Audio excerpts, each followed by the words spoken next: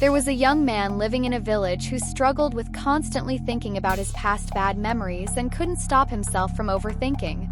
If someone said something to him or if something slightly negative happened, he would think about that one incident all day long.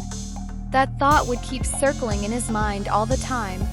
Then he would either curse his fate and God for the bad thing that happened or fantasize about taking revenge on the person who hurt him or said something mean.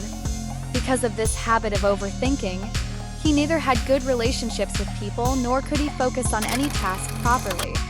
He was constantly in a state of stress and mental unrest. Seeing his condition, a friend of his advised him, "There is a Zen master living in a nearby monastery. Go to him. He will definitely have a solution to your mental problem." The young man decided to visit the Zen master and shared his problem about how he couldn't stop thinking about one incident repeatedly and couldn't let go of his past bad memories. After listening to the young man's problem, the Zen master got up and went inside the monastery without saying a word.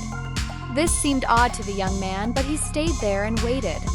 A little while later, he saw the Zen master returning with a clay glass filled with water. The Zen master stood in front of the young man, who then stood up as well.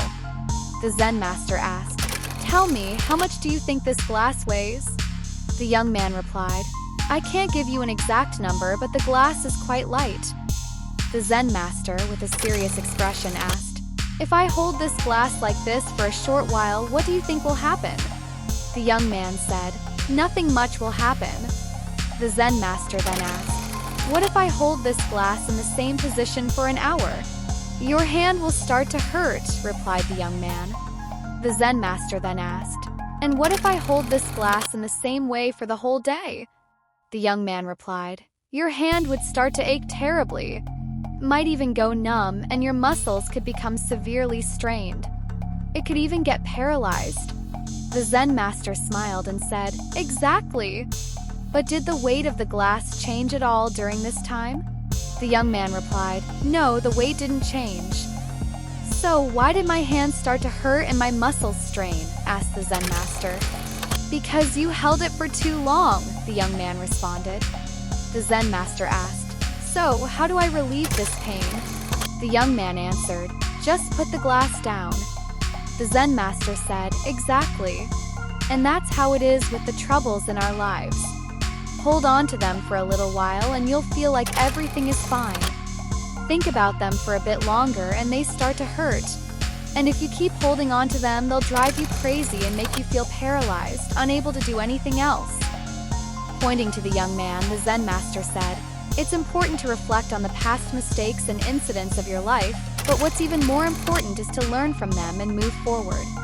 If you keep holding on to the same thought, it will bring pain into your life, just like that glass. If you sit and dwell on your past today, it will ruin your present and you'll regret it in the future. So, instead of worrying about your past and the mistakes you regret, focus on becoming the person you want to be.